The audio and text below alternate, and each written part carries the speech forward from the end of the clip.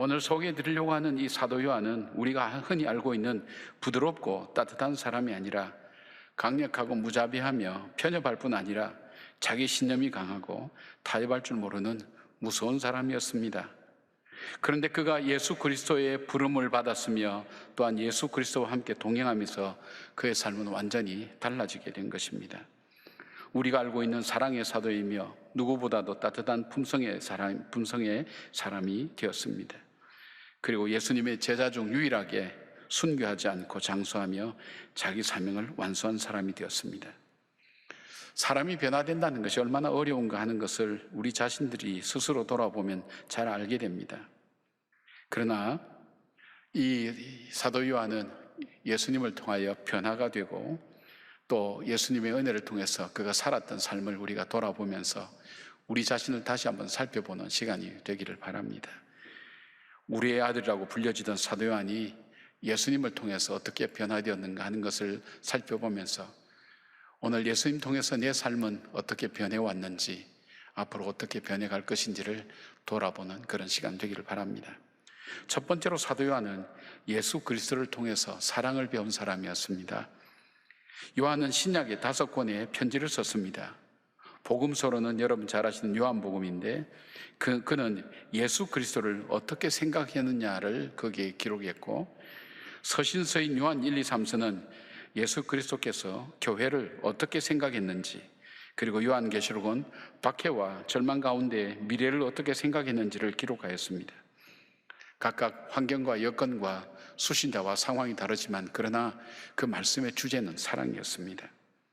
그리스도께서 우리를 얼마나 사랑하셨으며 그리스도께서 교회를 얼마나 사랑하셨으며 그리고 그 사랑을 받은 우리는 어떤 사랑을 해야 되는지를 그 말씀 속에 기록하고 있습니다. 그의 글에서 무려 사랑이란 표현이 80여 개 이상 나오는 것을 보면 그는 그의 삶에 있어서 사랑이 얼만큼 중요하고 소중한 것인가를 체험했던 특별한 사람이었습니다.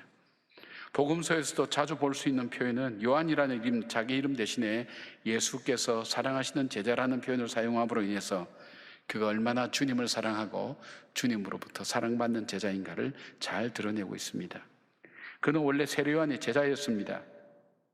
그런데 세례 요한이 예수님께서 세례를 받고 나오실 때에 하나님의 어린 양이라고 소개한 이후에 메시아 대신 예수 그리스도를 따라 나섰습니다.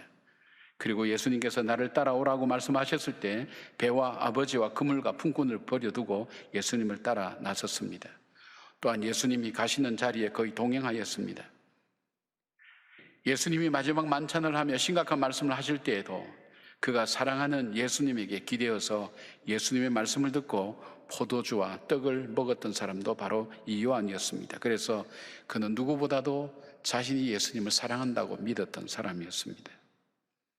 그러나 요한은 충격적인 일을 경험하게 됩니다. 예수님의 제자들이 자기들의 말과는 다르게 예수님 십자가 앞에 모두 도망할 때 그는 예수님 곁에서 굴욕적이고 고통스럽게 심판받고 채찍에 맞는 예수님을 보았습니다. 그리고 십자가 가장 옆에서 예수님이 못 박히시고 그리고 비참하게 죽어가는 모습을 생생하게 바라보았습니다. 십자가에서 외치시는 말씀을 들었습니다. 그리고 로마 병정들이 창으로 옆구리를 찌를 때에 피와 물이 쏟아지는 것을 보았습니다.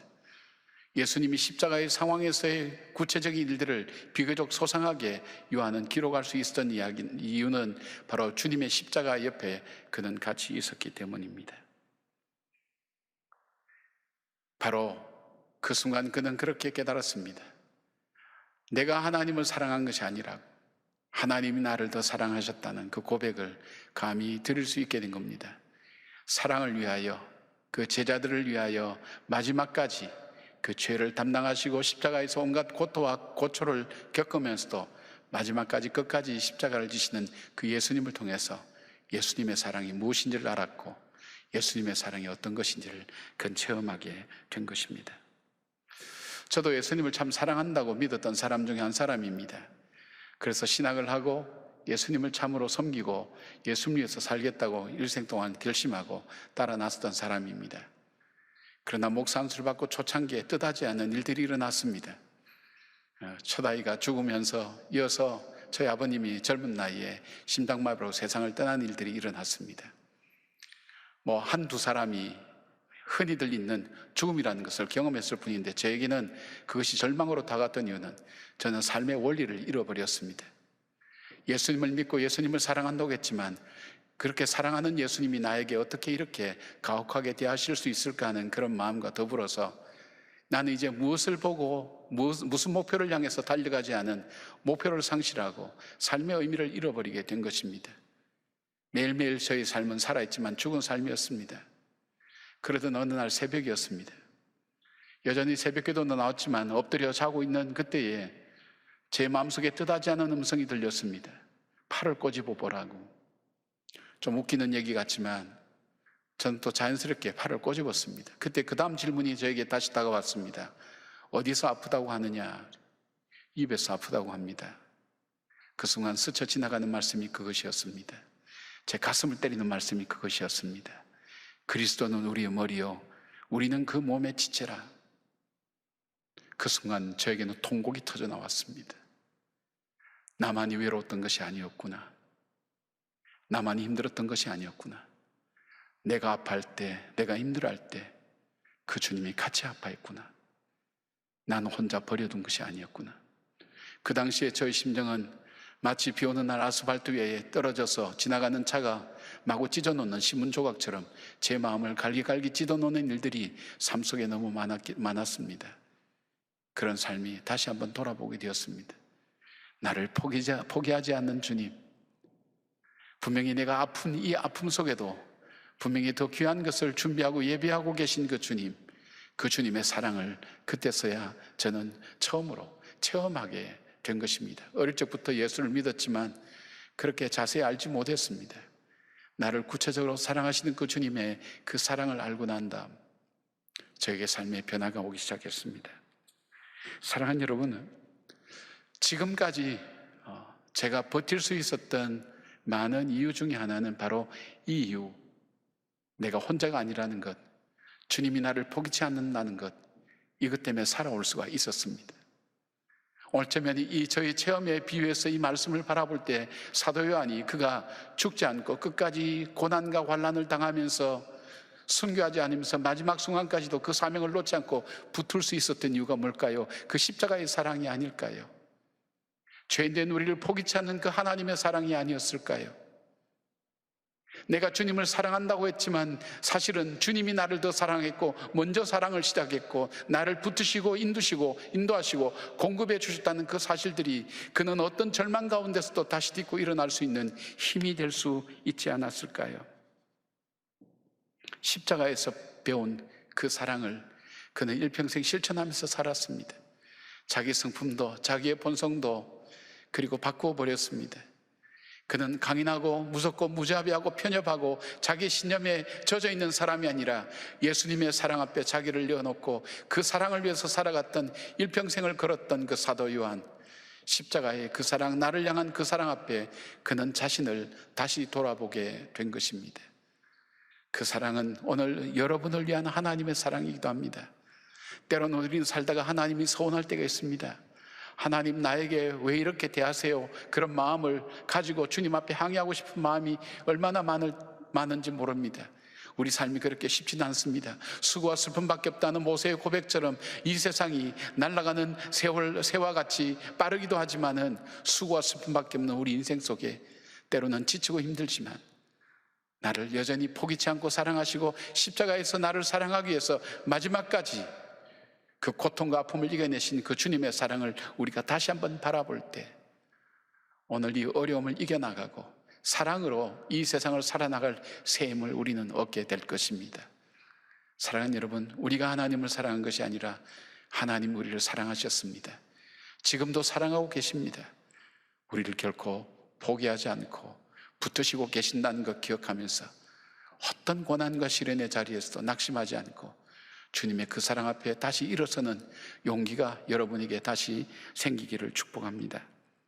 두 번째, 사도 요한은 예수 그리스도를 통해서 성숙한 사람이 되었습니다. 요한이 성숙한 사람이 될 수 있었던 요소는 세 가지입니다. 예수님과 함께 지내면서 예수님의 사랑을 체험했고 예수님의 가르침을 들었고 예수님의 삶을 통해서 예수님의 모습을 알게 되면서 성숙할 수 있었습니다. 즉 예수님으로 인해서 그는 성장하고 성숙에 갈 수 있었습니다. 요한의 성숙은 크게 세 가지 부분에서 인격적인 삶의 변화가 일어납니다. 제일 먼저 보는 것은 관점의 성숙함입니다.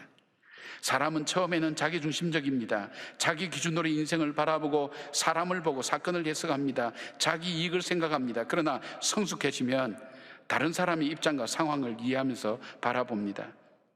좀 더 성장하게 되면 예수님이라면 어떻게 하실까 하는 관점을 가지고 바라보게 됩니다. 같은 사건, 다른 관점이라고 말할 수 있죠. 물질적인 것에서 영적인 것으로, 현실적인 것에서 미래적인 것으로, 현상적인 것에서 본질적인 것으로, 부분적인 것에서 전체적인 것을 볼 수 있는 관점의 변화를 말합니다. 개인적인 것에서 공동체를 바라볼 줄 아는 성숙함을 말합니다. 관점의 성숙함은 사건과 사람과 사실을 보고 해석하는 것이 달라지고 받아들이는 것도 다르게 여겨지는 것입니다. 두 번째 성숙의 모습은 균형 감각입니다. 존 메가더 목사님은 요한은 사랑과 진리의 균형을 이루었고 야성과 겸손의 균형을 이루었으며 고난과 영광의 균형을 깨달은 사람이라고 그렇게 평했습니다. 이것은 예수님께서 함께 지내시면서 사건이 일어날 때마다 제자들에게 다른 관점에서 볼 수 있도록 가르치시고 보여주셨습니다. 즉 진리가 무엇인가를 보게 하셨고 그 진리는 사랑을 통해 이루어지는 것을 가르쳐 주셨습니다. 또한 진정으로 얻기를 원하는 야망은 겸손을 통해 비전이 되어 이루어지며 죽기까지 하나님의 뜻 앞에 복종하는 것을 통해 얻어지는 축복임을 삶으로 가르쳐 주셨습니다. 요한이 얻기를 원하는 영광은 십자가의 고난 없이 얻어지는 것이 아님을 보여주신 것입니다. 균형 감각은 야심을 비전으로 바꿉니다. 욕망을 사랑으로 바꾸게 됩니다. 개인과 공동체의 균형을 통해 함께하는 법을 깨닫게 됩니다. 요한의 성숙함 세 번째는 책임감입니다. 성숙한 사람은 자기가 감당해야 될 사명이 무엇인지 끝까지 붙들고 완수하는 사람입니다.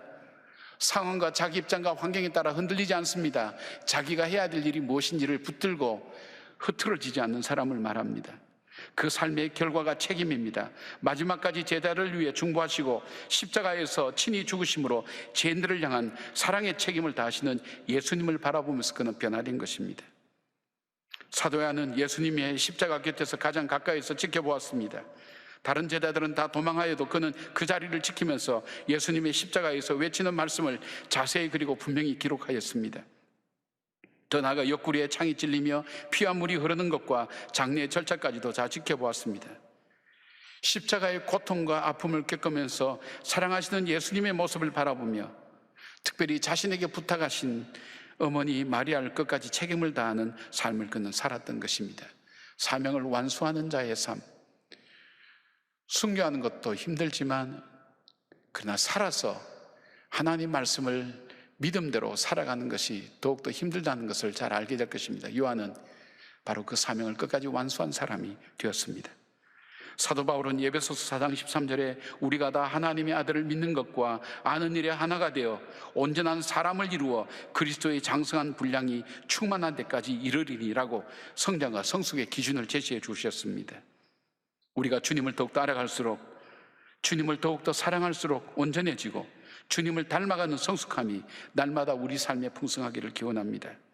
고난을 통해서도 우리를 성숙하게 하시며 삶의 어떤 상황 속에서도 우리를 이끌어 가시며 보호하시고 공급하시는 주님을 바라보는 믿음의 성숙함이 우리 속에 있기를 바랍니다.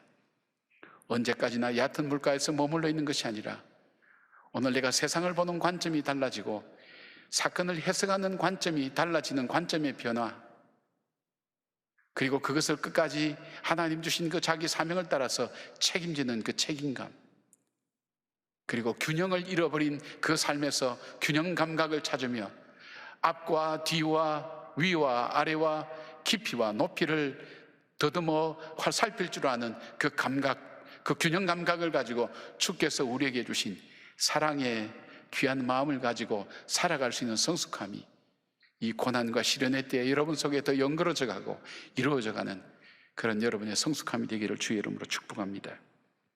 세 번째로 요한은 예수 그리스도를 통해 순교의 삶을 살았던 사람입니다. 사도 요한은 가장 사랑하는 예수님을 떠나보내었습니다. 그리고 자기 형제 야고보가 순교당하며 그의 곁을 떠났습니다. 그뿐 아닙니다. 자기와 함께 했던 사도들이 순교로 자기 곁을 떠날 때에 그 심정은 어떻겠습니까?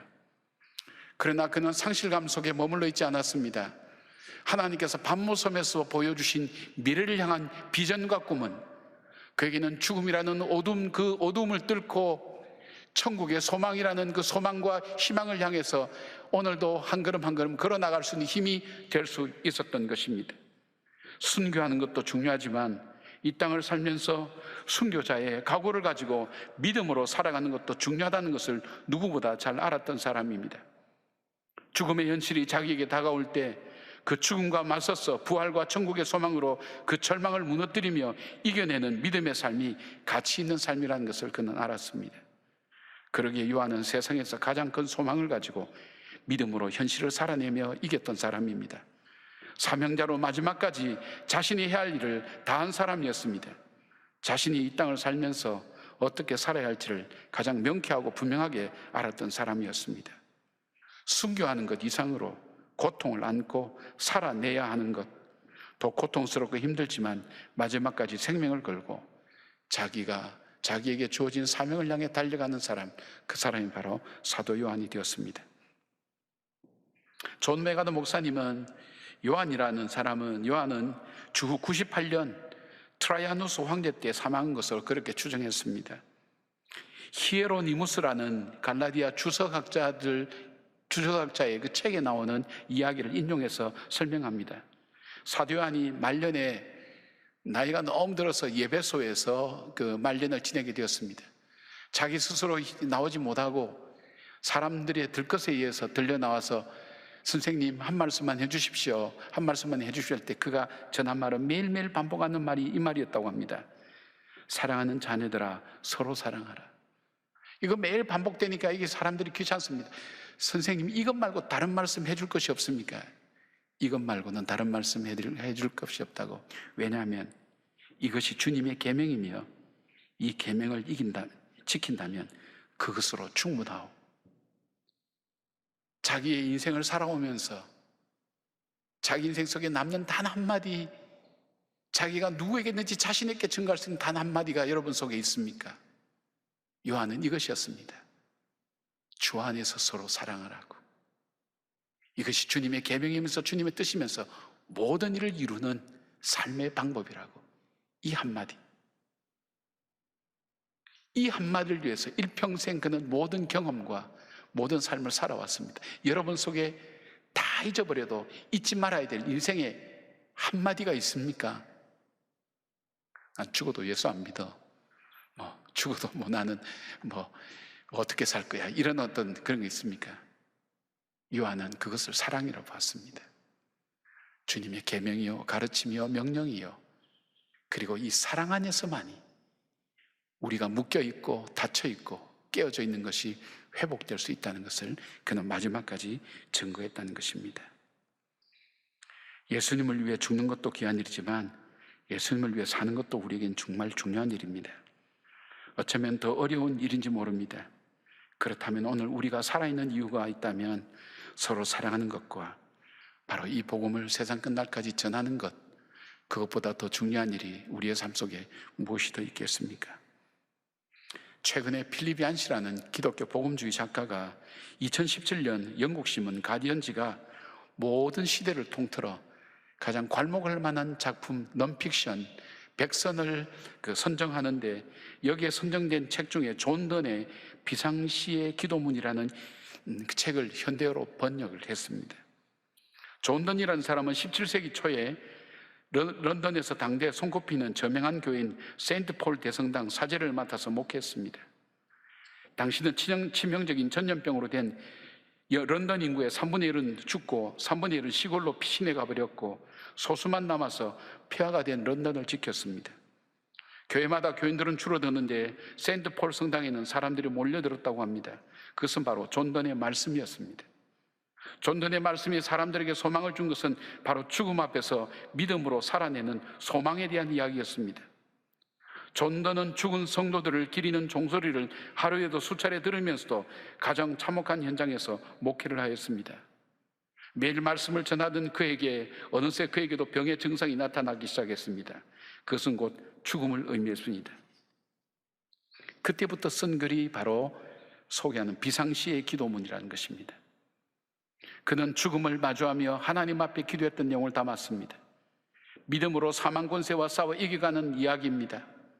죽음 앞에 그의 말씀은 권세가 있었고, 그의 글은 400년이 지난 오늘 온 세계에 팬데믹으로 공포에 떠는 사람들에게도 큰 위로와 힘이 되고 있습니다.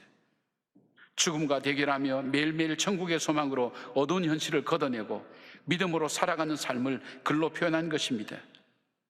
죽음을 앞둔 그의 모습이 오늘 어두운 현실을 사는 우리에게도 같은 그림자가 드리워져 있지만, 절망의 현실에 눈을 들어 천국의 소망을 바라보며 부활의 소망으로 오늘을 이겨나가는 믿음의 삶을 보여주었던 존 던의 글들을 통해서 많은 사람들이 오가는 세대 속에 용기와 힘을 얻었던 것입니다. 필리비안 씨의 책의 마지막은 짧은 기도문으로 이렇게 마무리하고 있습니다. 오 하나님, 주께서는 죽이기도 하시고 살리기도 하십니다. 무엇이 찾아오든 주님에게서 옵니다. 무슨 일이 다가와도 제가 주께로 가게 하소서. 저는 처음 찰스 콜슨이라는 사람의 이야기로 시작했습니다. 그는 감옥에서 고통스러운 시간을 보내었습니다. 그런데 그가 감옥에서 백악관의 동료들과 친구들이 넣어준 책에 C.S. 루이스의 책을 읽고 전도를 받아 회심을 하게 됩니다. 그리고 그가 그리스도인이 된 후에 1975년도 출소 후에 교도소 선교회를 세웠습니다. 그는 자신이 교도소에서 복역한 것을 바탕으로 교도소 수감자들을 깊게 공감하게 되었습니다. 그 결과 얼마 되지 않아서 수백 개가 되는 회원교도소를 갖게 되고, 현재는 전 세계 150의 여국에 바로 이 선교회가 세워지게 되었습니다. 그는 죽음의 현장에서 매일 죽어가던 인생이 다시 소망을 붙들고 다시 일어서서 자신을 던져 전 세계 절망과 죽음의 현장, 바로 그 교도소에 소망을 증거하는 전도사로서 삶을 살게 되었습니다. 그의 죽음이 그의 사역을 그만하게 될 때까지 이전에 이루었던 그 어떤 것보다도 그는 가장 값진 인생을 살았다고 사람들은 평을 하고 있습니다. 지금도 사도 요한은 세상이란 바다에 그물을 던지고 있습니다. 우리 앞서 환난으로 어려운 시간들을 보냈던, 그럼에도 불구하고 믿음으로 이겨냈던 허다한 증인들이 우리들 속에 있습니다. 어려운 시간을 살지만 죽음 넘어 소망의 나라를 바라보며 오늘을 믿음으로 이겨내는 서로의 격려자, 사랑의 사람이 우리가 되었으면 합니다.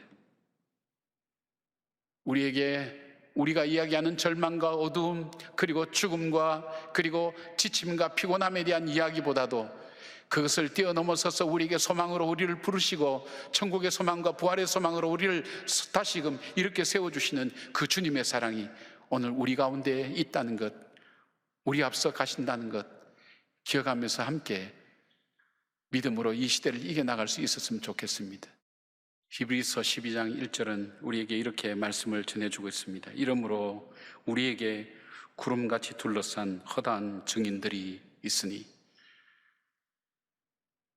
가장 어려운 시대를 믿음으로 살았던 증인들이 우리 앞에 있다는 것, 그리고 그 증인들 중에 바로 우리 예수님이 우리 앞서 가신다는 것. 오늘도 우리가 이 어려운 시대를 살아갈 우리는 또 다른 증인으로 걸어가야 됩니다. 우리의 자녀들에게 가장 어려운 시대를 어떻게 살았냐고 묻는 그 자녀들에게 무엇이라고 말할 수 있겠습니까?